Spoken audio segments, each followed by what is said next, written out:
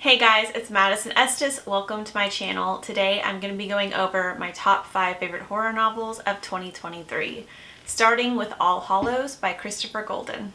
All Hallows is a spooky multi-POV novel about a neighborhood on Halloween night where 4 children mysteriously appear that no one has ever seen before, wearing old clothes, and they go around begging people to save them from the Cunning Man. This novel has a very full cast. It has so many POV characters and side characters. I'd probably spend the whole video talking about it if I got into everything. It definitely feels like the author was going for a Stranger Things vibe because it had a storyline with the kids, it had one with the teenagers, and then it had one with the adults. It also takes place in the 80s for absolutely no reason other than I think that he was trying to give it a Stranger Things vibe. And I do think that it was successful. It feels like a very spooky or more horrifying version of Stranger Things. But it also kind of lost the Steven Spielberg-like magic, which is very present in the first 3 seasons of Stranger Things. But I think that's inevitable whenever you write something that's actually scary. There wasn't a big twist at the end, but there was one in the middle of the book that was a huge game changer for me, and it really surprised me in a good way. I do have a few complaints about this novel, the biggest one being that it does have a very slow opening. You learn about all the different characters in the neighborhood and the petty grievances they have against each other, a little bit like Stephen King's Needful Things. Some of these things do come back later on in the story, so it does have a payoff, but it really takes its time setting things up. I do kind of wish that the author had gotten the ball rolling a little bit sooner or had incorporated some supernatural elements a little bit earlier in the story just to keep things a little bit more interesting at the beginning. My other complaints kind of related to this, and that I don't think that we needed quite so many characters. I do understand the appeal of having a storyline that relates to each age group, but I still think that this was a very bloated cast for such a short novel. And I think that if there was a little bit less focus on trying to develop so many characters, that this story would have gotten moving a little bit faster and the pacing would have been improved overall. But other than that, this was a fantastic story. It really feels like a more gruesome version of Stranger Things, and I had a really good time, and I thought that the ending was very satisfying. I give All Hallows by Christopher Golden 3.5 out of 5 stars. Next up is How to Sell a Haunted House by Grady Hendrix. In this story, the main character's parents both pass away very suddenly, so she goes home and finds that her brother is already going through their parents' house, throwing away all of their belongings, and he's on the phone with a real estate agent trying to sell their parents' house. So the first third of this book is the main character and her brother arguing over their parents and the possessions and who left who what in the will. And then about halfway into the novel, they start encountering some supernatural things that sort of change everyone's perspective very quickly. The brother, who for the most part is an incredibly greedy douchebag, is like, I don't think we should sell the house. I think mom and dad's spirits are still lingering here, and if we sell the house, then they'll be gone forever. And it's a really touching and sweet scene whenever the brother says that, because for the most part he's a douchebag until that happens. But they find out that the spirits might not be their parents. One of the biggest complaints I've encountered about this novel are people being upset that it's not a straight up ghost story, because it does include possessed items and other things in this story that are not directly related to ghosts. But I found that refreshing because there's a million haunted house stories, and I liked the fact that this one did something a little different. And I don't think it really matters whether or not it's a straight up ghost. The point is the house is haunted. The title is How to Sell a Haunted House. The house is being haunted by something. Ergo, I think that, it was an appropriate title. The title signaled to me that this was going to be a horror comedy, and it was. There was a lot of humor in this book. I think there's only 1 or 2 parts that actually made me even a little bit scared. I wouldn't even say scared, I would say just uncomfortable. There's not really a whole lot of horror in this novel, but yeah, I still think that it's a really good time. The last thing I want to say before moving on is that even though this is a horror comedy, there's a lot of really heartfelt moments in this as well. At its core, this is a story about grief and trying to move on while honoring your loved one's memory as well. And there was just a lot of moments that made me tear up, and I think that, even though it's a comedy, it's also really deep too. I give How to Sell a Haunted House by Grady Hendrix 4.5 out of 5 stars. Coming in at number 3 is The Trees Grew Because I Bled There by Eric LaRocca. So this is my first year reading Eric LaRocca's work. First, I started reading Everything the Darkness Eats, and I just couldn't get into that book. Oddly enough, it was the writing style that put me off. There was a lot of really long and confusing sentences in that book, and I just didn't finish it. I kind of skimmed through because I was curious, but I didn't finish reading that book and I just couldn't get into it. But ironically, I loved the writing style in this book. I don't quite understand how an author can put out 2 books in the same year, and one of the books has a writing style that's so off-putting to me that I can't finish the book, and the other one is so good that not only is it one of my favorite horror books of the year, but I think out of all of the books that I've read this year, and maybe even the past couple years, the writing style is just the best. Seriously, I think that this book should be taught in classrooms all over the country. It is that good.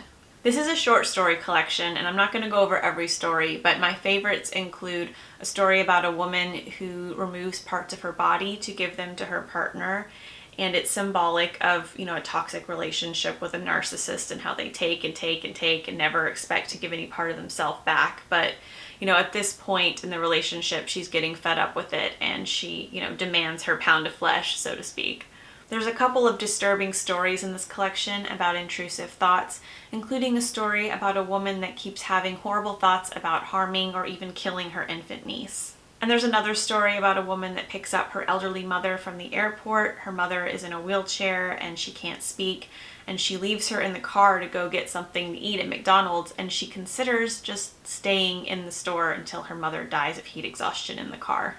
I know it sounds messed up, and that's because it is. It's one of the most disturbing short stories I've ever read in my entire life. And this is actually a story that I had to set down and just walk away from and come back to later because it was such a compelling read. I wanted to finish it. But yeah, this one really kind of tested my limits for what I could tolerate because it's just so real. Like, this is something that happens in real life. Usually we hear about infants being left in the car, not elderly people, but the woman in this instance was just as vulnerable as an infant. And the way that it's described, in which, the woman imagines her mom dying peacefully in her sleep, or, peacefully from heat exhaustion, while knowing the reality of how horrible that would be, it's just really twisted. It really made me feel sick to my stomach. It's kind of funny. I'm just like, this story's so good it made me physically ill. No, I was fine after I read it, but just getting through this character's horrible thoughts was pretty difficult. And I do think that this is a story that if you have any level of empathy, it will probably reach you on some level and disturb you. I don't just like these stories because of the disturbing content and the shock value. I want to make that very clear. There's something about all of the characters in each and every one of these stories that just feels very real. And we're inside of their head seeing their deepest, darkest thoughts. And regardless of whether or not the characters act on them or they don't, there's just such a cathartic feeling at the end of every story in this collection. I give The Trees Grew Because I Bled There by Eric LaRocca 4.5 out of 5 stars. Next up is Tombs by Junji Ito. This is another short story collection. Unlike the last collection, which seemed to have the reoccurring theme of intrusive thoughts, there really isn't a theme to this collection other than just, Junji Ito's standard brand of weirdness. But I do like all of the stories in Tombs, and I feel like this is one of Mr. Ito's strongest collections. My favorite story in this collection is the short story that the collection is named after, Tombs, which is about a pair of siblings that decide to visit one of their friends, and on the way to the town where their friend lives, they accidentally hit someone with their car. They put her in the back seat and try to rush her to a hospital, but she dies on the way there, so they put her in the trunk so they can dispose of her body later. Whenever they check on the body in the trunk, sure enough, a tombstone is beginning to emerge from this person, so they have to try to figure out how they're going to get rid of the body without getting caught. And then some really weird shit happens after that. I don't want to spoil it for you, but I have to say this is one of my favorite stories by Junji Ito. There's a Netflix show called Maniac, which has adapted several of Junji Ito's stories into anime episodes, and Tombs was one of them, as was Washed Ashore and The Strange Tale of the Tunnel, which all appear in this collection. I really liked The Strange Tale of the Tunnel. It has lots of cosmic horror vibes. It's about a boy whose mother disappeared in a tunnel many years ago, and now his sister keeps basically sleepwalking into that same tunnel, and she can't remember how she got there. Another story in this collection that I really liked is called Floaters. It's about these people that start coughing up these weird fuzzy balls, and the balls start telling their deepest, darkest thoughts. Some of it results in romantic rivalry, such as this one guy finding out that his girlfriend likes this other guy, and then there's another instance where somebody confesses murder.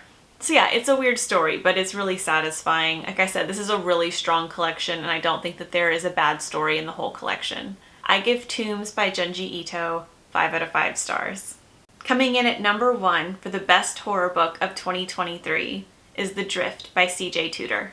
So this book is a little bit complicated. It's 3 locked room mysteries that are all interconnected. The first story is about a bus that crashed in the middle of a blizzard, and all of the survivors are trying to survive the night and not die of hypothermia. Slowly they begin to realize that their bus didn't just crash, it was sabotaged, and that somebody inside might be responsible. The next story is about a group of people that wake up trapped on a cable car that is not moving. They were all drugged beforehand, so they wake up kind of groggy and not really knowing what's going on, and then they find out that one of them has been murdered. So they got to figure out who the killer is and why that person was killed, and they also have to deal with some practical problems like how do you pee whenever you are suspended thousands of feet in the air. And the third story is about a group of people that are staying at a ski lodge and they are trying to keep outsiders out.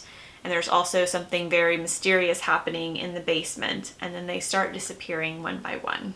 The third story is whenever you start finding out that there are some sci-fi elements to this story, and I don't want to give any more away because I feel like you should go into this blind, but trust me, this is an amazing horror/thriller. That's what it was marketed as. I put it on the horror list because I feel like it's definitely more horror than thriller, and there's some very gory descriptions of like people's eyes being gouged out and people's bodies after they've been frozen to death.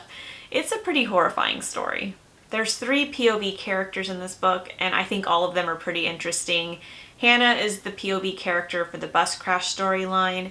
She has some medical training, and she's trying to sort of detach from her emotions in order to help take care of the people around her. And she's also very intelligent, and the decisions that she makes are all very smart, and I love that whenever characters that are supposed to be smart make good decisions throughout the story. It really helps sell the fact that they're supposed to be smart. Meg is the POV character in the cable car storyline. She's a detective that recently lost her daughter, and she's borderline suicidal because of it, but she wants to do something good before she dies, and you find out that the thing that she wanted to do that was good is why she's in the cable car, and it's how she ended up in that situation. And Carter is the POV character for the ski lodge storyline. Most of his face has been frozen off and he's like hideously deformed and everyone around him won't let him forget it. Carter's interesting to me because he'll do anything to protect those that he cares about, and I don't want to go any more details because I don't want to give any spoilers away, but that's what made him a compelling character. That and the fact that he is very sassy. So in addition to the fact that there's a lot of interesting storylines going on, they all interconnect in a very interesting and complex way, which I really enjoyed, and the characters were great. I also think that this was very well written. There's some great lines in this, such as, "While he braced for thunderclouds, she waited for the rainbow," which is how Carter describes how he and his sister are very different. I also really liked, "It closed with a metal clang. Something about that clang rang with gloomy finality, like a tomb being closed." There's a lot of other really great lines in this story. I just really admire the fact that this story had great characters, great storylines, and the author also didn't skimp on the writing style either. Overall, The Drift was not only my favorite horror story of 2023, it was my favorite book of 2023. So obviously, I give The Drift by C.J. Tudor 5 out of 5 stars. So that's my top 5 horror books of 2023. I'd love to know what your favorite horror book was this year, and if you read any of these books, let me know what you thought.